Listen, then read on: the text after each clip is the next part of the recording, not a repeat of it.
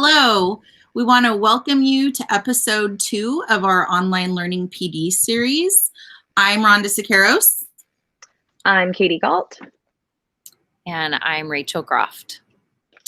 And we are here to take you through the distance learning playbook. So just a reminder that a copy has already been ordered for you. It is on the way and will be coming to your site shortly. But we will be taking you through a series of modules, little bits at a time. The book is divided into 9 segments. And so today we're going to pull from modules 3, 4, and 5.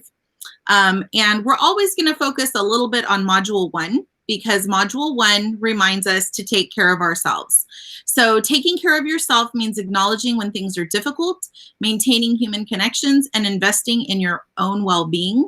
It is difficult as teachers to put ourselves first sometimes. So this is just a reminder to all of you that we need to do that. We need to take care of ourselves so that we can better help our students. And so our tip from module 3, which focuses on teacher-student relationships, is just a reminder to keep your classroom personalized, even in a virtual setting.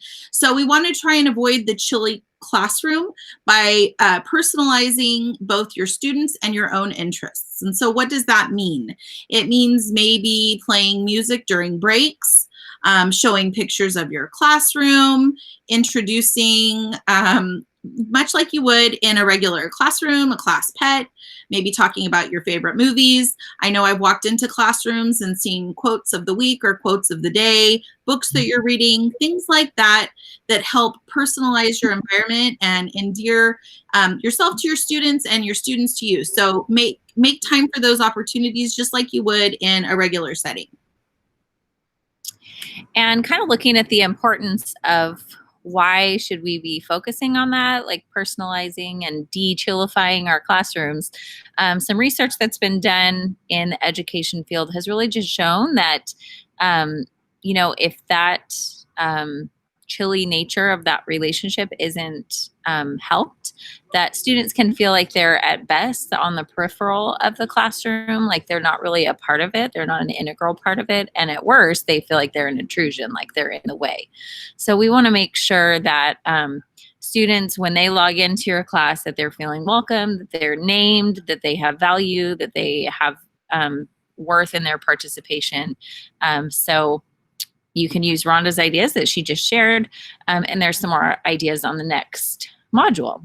So we're going to talk briefly about teacher credibility and relatability, a couple things.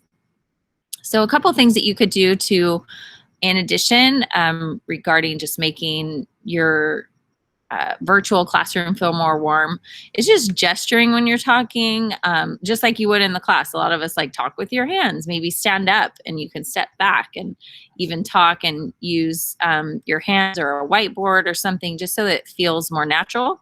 Looking at students while you're talking to them, smiling at them, using their name, calling them by name. So if you're asking questions about a math problem, calling on a specific student and say, hey, John, what do you think about this? Or hey, Susan, what do you think about this?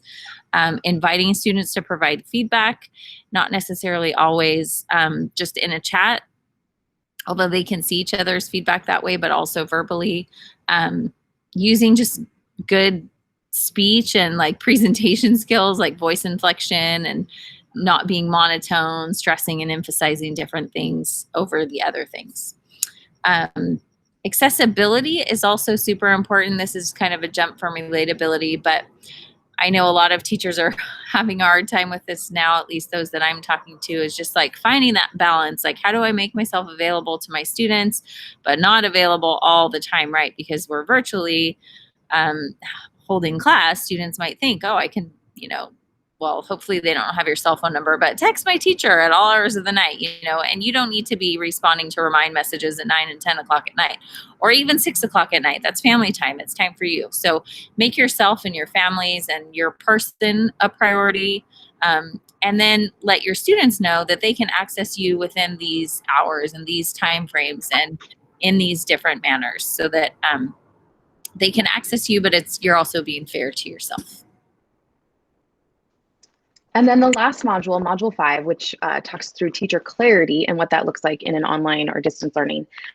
It's very easy to think like, oh, there's been these months now of instruction that we haven't been in person. And it is natural that there will be learning gaps. But if we focus on that remediating and focusing on just filling the gaps, as opposed to focusing on accelerating, we will never get to new content or new learning. And that's where we need to be. So as tempting as it is to try to look back at previous grade level or previous content areas and try to fill those gaps, we really need to instead focus on accelerating and jumpstarting the enduring standards for your grade or content. And that can come in the form of front-loading vocabulary, giving a sneak peek of tomorrow's learning, even sending like a quick little remind message or a message in Canvas or Google Classroom or Seesaw about like an engaging hook that they're going to learn the next day or into the next week so that they can kind of ponder it and think about it, but then they're a little bit more familiar with it when they actually have the learning.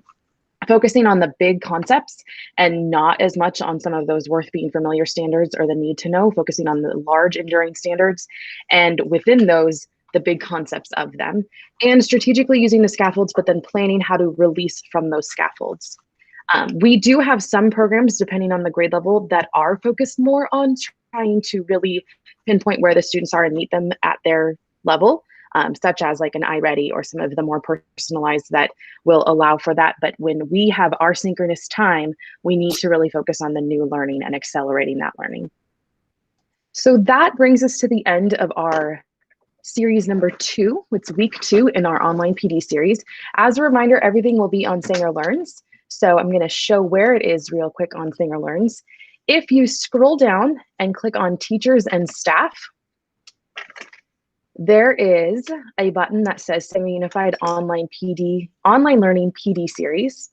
We have put lots of pictures from around the district, but we've also put any of the things on this content that came from the Distance Learning Playbook, which includes the Online Learning 2.0 that right before the beginning of school, Nicole Rosales and I did a little screencast on that. That one's a little longer, but we will also put all of these. So the first one from last week, and then this one, we'll put these videos there, as well as just some pictures from around the classroom and different examples for some ideas for how to really set up your classroom for success in this situation. But thanks for joining in. Have a wonderful day, weekend, whenever you watch this with you and your PLC. Bye. Thank you. Bye.